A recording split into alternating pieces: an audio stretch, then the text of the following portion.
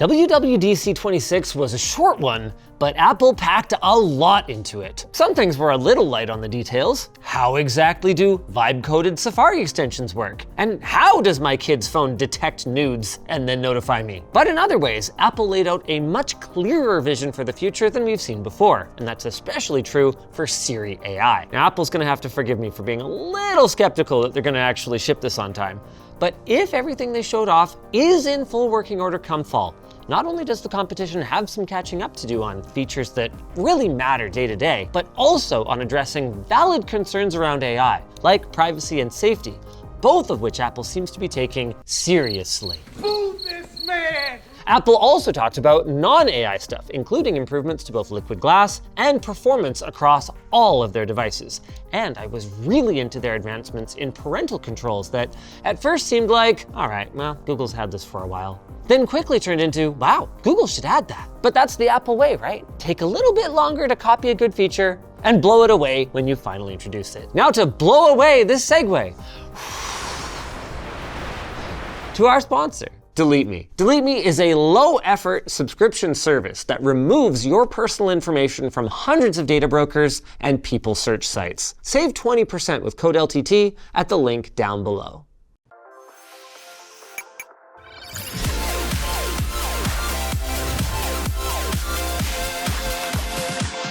Let's get the quick stuff out of the way before we dive into Siri AI. The show was broken up into 3 sections, starting with platform improvements. Liquid Glass is getting some small tweaks across the board to help with legibility and with consistency. I've already seen Apple taking some flack about this for not sticking to their guns on this bold design choice.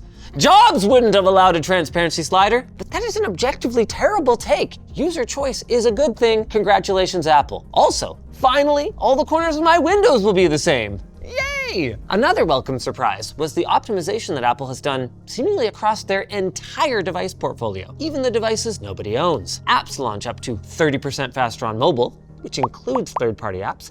AirDrop is faster, photos process faster, and apparently browsing files in iPadOS is 5 times faster. Not sure exactly what that means, but any improvements to overall system responsiveness and navigability are going to be welcome ones. Can't wait to see it in action. Oh, and this one too. AirPods are getting a more custom and updated equalizer. Now, I doubt as an Android poor, I'm going to be able to use it, but wherever Apple leads, the rest of the industry tends to follow, and a custom EQ is a huge part of getting the best experience out of your personal audio products. Or a huge part of just undoing the crappier tuning on the most recent AirPods Pros. You told me they were a bit worse. You didn't tell me they were that much worse.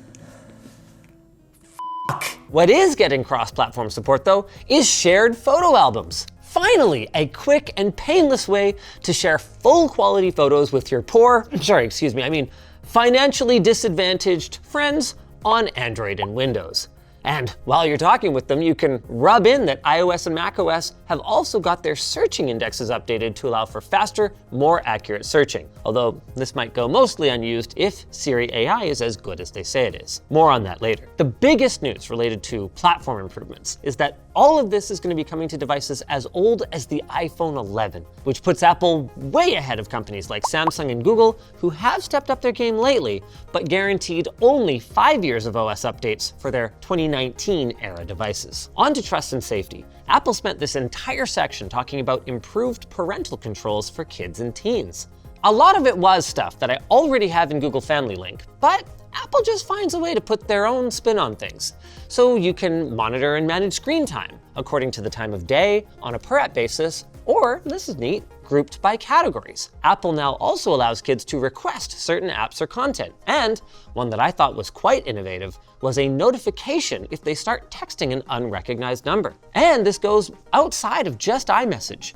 If my kid is playing Roblox and they get a DM from someone, in order for them to start talking, I would get a notification to approve of that, or more likely, deny it, because it's probably an Epstein alt. Apple has committed to holding third-party developers to this standard when it comes to publishing an app on the App Store. Another standout feature is smart blurring and notifying the parents if your kid is sending or receiving a message that might be, let's just say, something they shouldn't be sending or receiving at their age. Through checkout messages on WAN Show, or even just in my daily life, I talk to a lot of parents about parental management tools, and for years I felt like Apple and iOS in particular was really lacking in this area compared to Google's ongoing advancement. So I am really pleased to see Apple equip parents to help their kids make good choices, because while it was easy to say, parents should just supervise their kids, guys, these are phones we're talking about. It was already hard enough for my parents to keep me off of the desktop computer, and that was right next to the kitchen, never mind a device that I could hide under my pillow. Anyway, let's pivot and talk about artificial intelligence. Sorry, Apple intelligence, specifically Siri AI. Apple first announced Siri, but now with AI, back in 2024, and then went radio silent on it after it failed to live up to their promises. Well, that's over, and they've got a bold new set of promised capabilities for their updated models that were built in collaboration with Google's Gemini team. And the biggest, most exciting part of all of this for me is how much is apparently going to be handled on device. Local models promise to integrate with everything from your apps to your messages to whatever's on your screen. And according to Apple, the only time they ever need to go to their private, secure servers is when Siri needs access to broad world knowledge. Part of this transition is going to be moving Siri to her own dedicated app, which will store past conversations in case you ever need to access them again. And they even showed off a live demo of what interacting with Siri could look like later this year. You ask Siri about an upcoming concert, ask to remind you when tickets go on sale, and hey, since we're on the subject, and since concert tickets are so unaffordable anyway, why not just play some of her music on my phone right now? Another example was, can you show me some photos for my trip last week? Okay, perfect. But can you only show me the photos of these select people? Rude, but definitely useful. To facilitate these kinds of natural interactions, Siri will now talk back to you. And while Apple seemed pretty happy about the quality of the voice, I think I'll let you be the judge. At the next stop sign, turn right. Okay, that's not fair. Apple was turning the pace way down to show off their new voice customization. Let me try this one out. You have one new message. Yeah, see, now at least she sounds a little less like your drunk ex on the phone, which is important if she's going to be used to compare documents and then reference past text messages and emails to help you make informed decisions. Say, for example, about the shed you want to install in your backyard. Okay, that demo was legitimately cool, but as someone who spends a significant amount of my week double checking the work of others, I can tell you that sometimes it's just faster to do the research for yourself rather than blindly trusting that somebody did it perfectly on their first try, especially an AI assistant. However, as Elijah noted when he was writing this video, this is going to be a game changer for people who just want to turn their brains off and not think at all. Speaking of things that nobody thinks about, Vision OS was mentioned during the Siri section. If you have a Vision Pro, good for you. Siri is going to show up as a little orb that might look a little too familiar to the N64 kids out there. Listen. And this is cool. Siri will know that you are talking to it by using gaze detection, which, by the way, happy Pride Month, everyone. The last update for Siri AI is visual intelligence, which lets Siri give you information about what's on the screen. Whether that's screenshotting on macOS and asking to add that information to a calendar, or asking Siri to tell you about the clothes Craig's wearing so you can buy the same ones. This combination of all of your local data, occasionally asking for broad world knowledge, and knowing what you're looking at could lead to an incredibly powerful combination. If it can work as seamlessly as they claim, and if you can educate the user on how to use it to its fullest potential. Apps, both first-party and third-party, are also getting access to Siri AI benefits. Siri can create new shortcuts on your phone with natural language, which is pretty cool. Safari can bundle tabs together based on what it thinks is related, and you can even describe an extension to add it to your toolbar. I wonder if I could ask it to create a shortcut to buy the latest LTT store product whenever it comes out. I mean, maybe, because you can ask it to monitor websites and tabs in the background if you don't want them cluttering things up, and then send you a ping when a condition is met. The Call app will bring up relevant information depending on who you're calling. Message dictation is getting improvements to make it so you don't have to talk like a robot to be understood. And the Home app is going to try to bundle notifications together to prevent you from seeing a bunch of similar pings over and over and over and over again. All of which sounds great in theory, but it is moments like this that I miss the real live demos, though I can also understand why nobody does them anymore. The last big AI topic from Apple was around images. The cleanup tool seems to be getting improvements and does a really good job at removing even large sections of a photo and replacing them. Image extends, which is extended, I guess. And then finally, there's spatial reframing. Were you ever the parent that was forced to stand to the side, you know, when everyone was taking a picture of a group, and then now your kids aren't actually looking directly into your camera? No?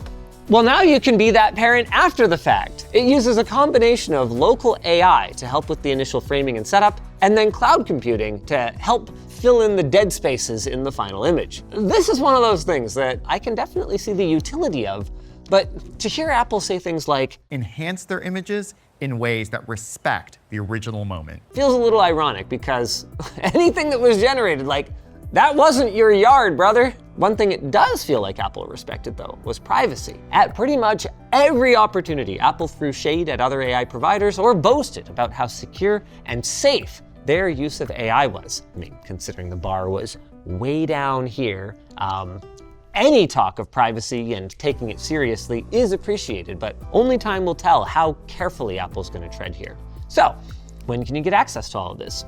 Well, this is where it's a bit confusing. If you're in the EU, tough luck. No news for now, and same goes for China. And then some of the Apple Intelligence stuff is going to be coming to devices that, have it already, but some of the newer, more powerful on-device models are only going to be available for some of the latest Apple devices. Public betas start in July, with public release beginning this fall. While pretty much the entire show was dominated by AI, I do think it's important to highlight what Apple has done here.